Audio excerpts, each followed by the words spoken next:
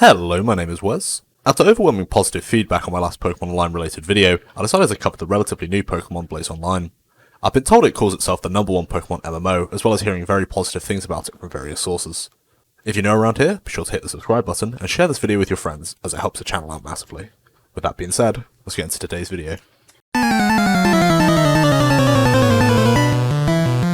PBO, more commonly referred to as Pokémon Blaze Online, is a free-to-play Pokémon MMO which brands itself as the #1 Pokémon MMO. Today I'm going to be giving it a quick download, having a look around, and giving you my first impressions of it.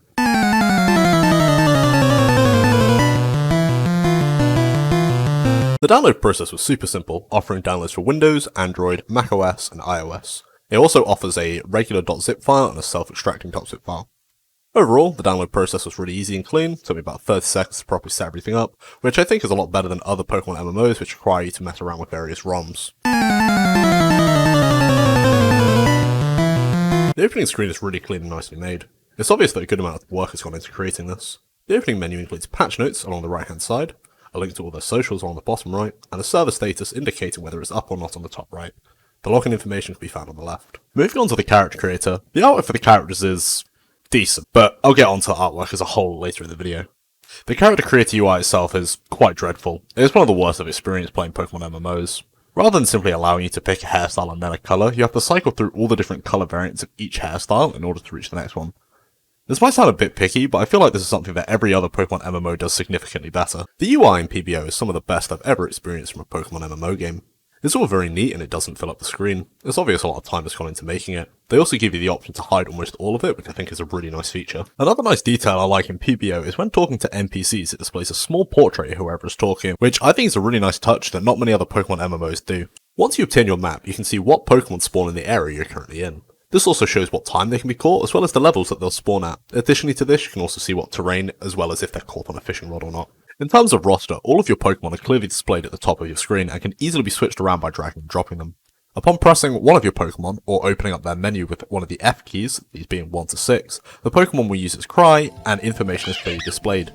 There are different tabs to easily find information about your Pokemon, like their IVs and EVs, as well as nature and ability, although it's kind of unnecessary to have the multiple tabs, but I mean, I think it works nicely. The Pokédex is a bit... It does its job well enough, showing you abilities and what level it learns new moves, but it's lacking in Pokemon descriptions, and sometimes it switches from the 3D models with living animations to just static 2D sprites. I'm sure this is something that will get ironed out over time. The settings menu is really well laid out, it's nicely designed, it's neat and compact, everything's easy to find, and the settings are fairly extensive too, allowing you to do things such as skip dialogue, disable other players, and disable 3D sprites. Things like hiding other players and skipping dialogue are things that I haven't seen in another Pokemon MMO before. One of PBO's primary selling points is the speed in which you can battle. All moves are basically instant, and Pokeballs have no animations in order to speed up battles. Some may see this as a negative, but it's a unique system that feels really nice when grinding for long periods of time. Speaking of grinding, your team has a trainer XP share, so when beating an NPC trainer, all Pokemon in your current roster gain XP. I think this is a nice addition, and I'm happy it doesn't apply to wild Pokemon, as I feel this would make the game too easy. The fishing in PBO is very nicely implemented.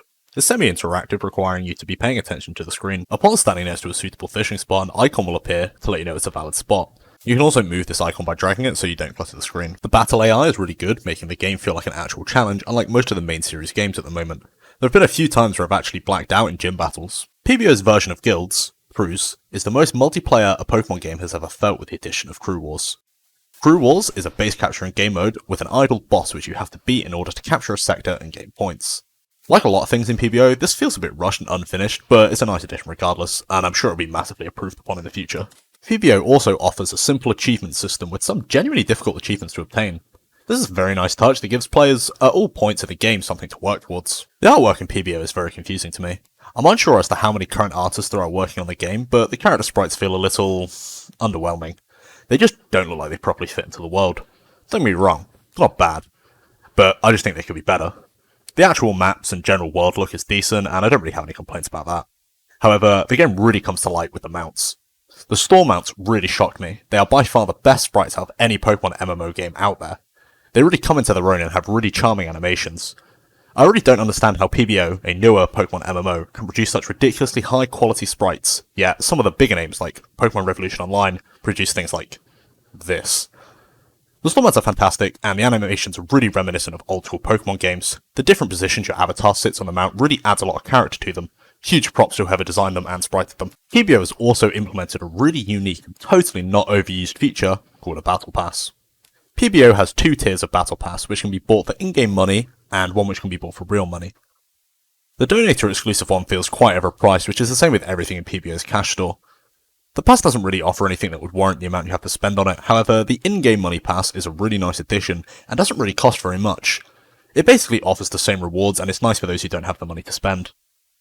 Both mounts and the Battle Pass cost around 1,000 gems, which is roughly equivalent to 10 Great British Pounds. I feel this is too much. You can pick up a mount for about a quarter of the price in Pokémon Revolution Online, but in PBO, you're definitely paying for the quality of the product.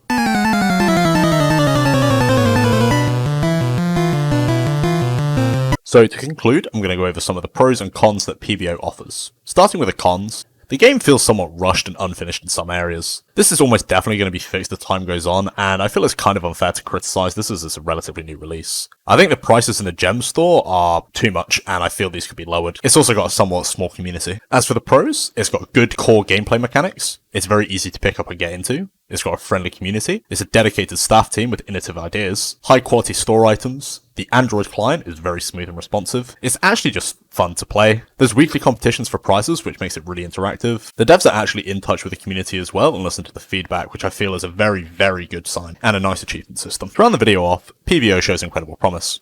Whilst I don't believe it currently lives up to its title as the #1 Pokemon MMO, I genuinely believe that there is a good chance it will achieve this at some point. I look forward to playing the game in a year's time and seeing how far it's come. I do plan on sticking around and playing this game as my secondary Pokemon MMO game, so I look forward to seeing some of you in game. I'd like to thank you for watching this far into the video. If you've enjoyed, please be sure to like and subscribe, and leave your thoughts in the comments below, as I find it interesting to hear feedback on these review projects. Thanks again for watching, and I hope you have a nice day.